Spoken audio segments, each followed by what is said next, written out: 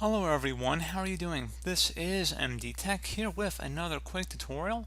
In today's tutorial, I'm going to show you guys how to resolve if you're using Halo 4 and it comes across a fatal error crash while playing. So this should hopefully be a pretty straightforward process here, guys, on how to resolve it. And without further ado, let's go ahead and jump straight into it. So we are going to start off by opening up the Start menu. Type in Disk Cleanup. Best result should come back with Disk Cleanup. Go ahead and open that up. Select Cleanup System Files.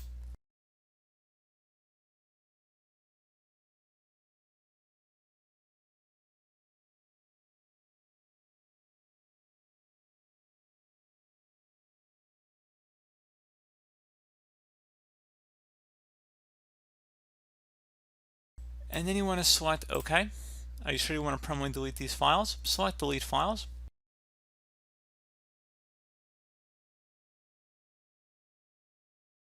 And now you also want to open up the Start menu. Type in Performance. Underneath Settings, there should be an option that says Adjust the Appearance and Performance of Windows. Go ahead and left click on that. So while you're playing a game on your computer, I would suggest setting it to adjust for best performance and then select Apply and OK. So you can change it back when you're not, playing games, but it should be more responsive when you set it as such, like how I just did. Another thing you can do when you're also playing games like Halo, if you open up your computer, type in Power Options. Best match should say Power and Sleep Settings. Go ahead and left click on that. Underneath Related Settings, go ahead and left click on Additional Power Settings.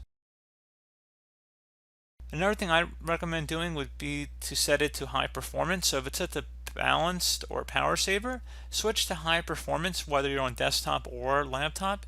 And then once you made that selection, just save it and then close out of here.